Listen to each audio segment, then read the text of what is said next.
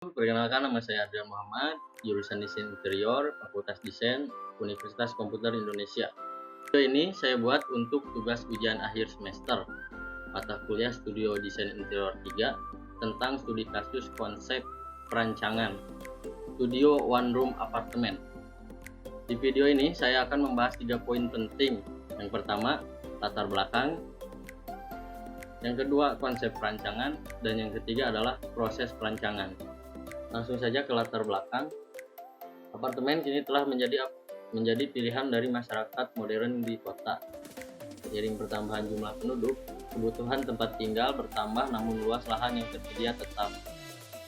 Oleh karena itu, dibangunlah tempat tinggal yang disusun secara vertikal ataupun apartemen itu adalah solusinya. Kali ini saya merancang sebuah one room apartemen yang bertemakan mengusung nuansa era 90-an. Secara keseluruhan, inspirasi apartemen ini mengusung penggaya industrial dengan dominasi aksen gelap kelabu yang impresif. Profil user: nama Ahmad Kemal Palevi, tempat tanggal lahir Samarinda, 25 Agustus 1989, warga negara Indonesia, umur 31 tahun, gender pria, agama Islam, status lajang, tinggi 174 cm, profesi stand up komedi, penulis, konten kreator, hobi bermain basket, dan untuk aktivitas khusus membuat materi stand up atau penulis buku. Oke, lanjut. Karakteristik user. User ini berkarakter dengan baik, mandiri, kreatif, sederhana, berprogres, dan eksperimen. Selanjutnya adalah tabel aktivitas dan fasilitas. Tabel aktivitas dan fasilitas terbagi menjadi 2 bentuk. Yang pertama, tabel aktivitas, dan yang kedua, fasilitas, yang menerangkan aktivitas dan fasilitas user sepanjang hari dan sepanjang minggu. Lalu tabel kedua menjelaskan tabel aktivitas fasilitas yang khusus dia lakukan pada ruangan nantinya, di mana memperhitungkan ukuran fasilitas luas, sirkulasi, dan kebutuhan ruang. Inilah studi image atau perancangan akan yang dibuat konsep apartemen user. Mind map.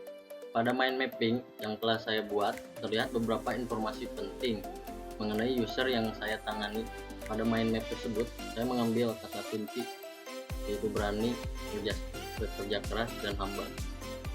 Oleh karena itu, kata kunci ini yang saya pegang untuk masuk kepada konsep selanjutnya. Selanjutnya adalah tema. Tema yang saya ambil adalah mengusung nuansa industrial dengan inspirasi era 90-an. Bukan tanpa alasan, saya mengambil inspirasi desain apartemen yang berasal pada film pada era 90-an. Secara keseluruhan, inspirasi apartemen ini mengusung tema industrial dengan dominasi aksen gelap kelabu yang sangat impresif. Konsep penggayaan. Konsep penggayaan ini adalah industrial. Gaya desain industrial yaitu karakter bangunan yang identik dengan penggunaan material yang berbahan dasar metal dan dinding bata. Dengan lantai dasar biasanya menggunakan kayu, beton, ataupun semen. Karakteristik ruangan ini yaitu memberikan kesan unfinished, dan gaya industrial biasanya menggunakan warna-warna monokromatik dan terkesan maskulin. Beberapa material yang digunakan juga cenderung kasar seperti logam dan baja yang sengaja diekspos untuk menunjukkan karakternya. Material yang digunakan juga memakai bahan-bahan yang didaur ulang atau bahan industri seperti kaca, besi, dan aluminium yang diolah sedemikian rupa sehingga bisa dijadikan elemen interior yang menarik. Ini adalah konsep ruang. Tidak jauh dengan penggayaan konsep ruang ini, seperti inspirasi ruang tamu atau ruang depannya diangkat dari musisi kesukaannya, meja kerja yang mengarah langsung ke pemandangan kota, ruang yang akan menjadi ruang kerja, dan juga ruang tidur. Selanjutnya adalah konsep bentuk. Tidak banyak liku-liku, bentuknya simpel, sederhana, dan tidak banyak gelombang. Konsep bentuk ini tidak terlalu menonjol karena tema yang diambil adalah film era 90-an. Jadi untuk bentuk simpel dan sederhana. Masuk konsep warna. Mengingat warna favorit user berwarna hitam putih, jadi ruangannya dengan kesan ini tidak benar dengan aspek dekorasi. Selanjutnya konsep material.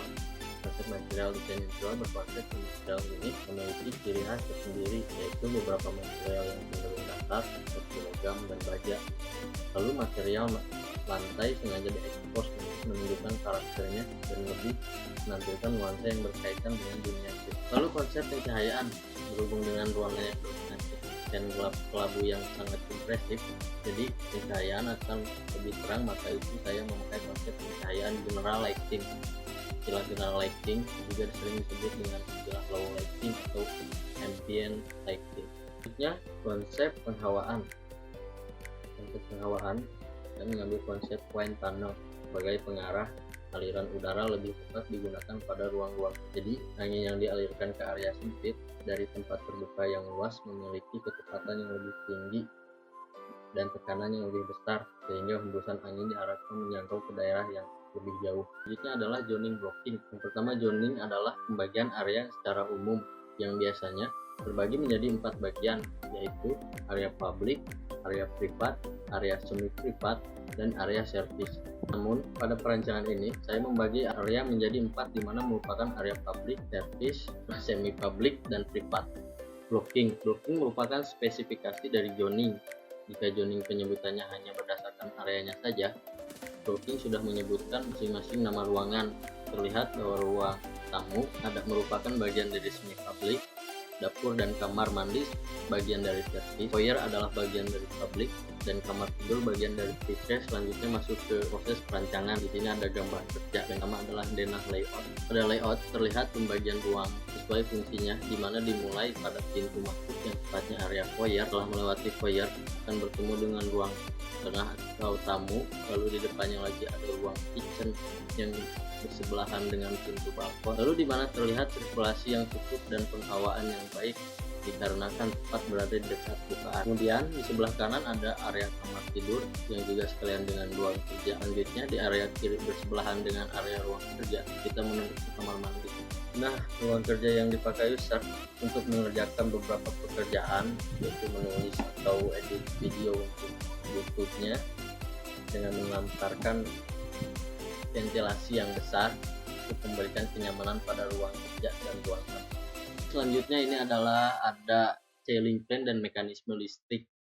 Bisa dilihat ini ceiling fan yang berbentuk flat dan drop ceiling yang berada di lantai dasar yang menggunakan material gypsum. Selanjutnya adalah denah lantai. Pada plan ini saya menggunakan 2 material untuk dipakai pada lantai. Yang pertama adalah parket yang letakkan pada lantai foyer dan ruang tengah pada apartemen. Kemudian juntile yang dipasang pada ruang kamar tidur dan ruang kerja.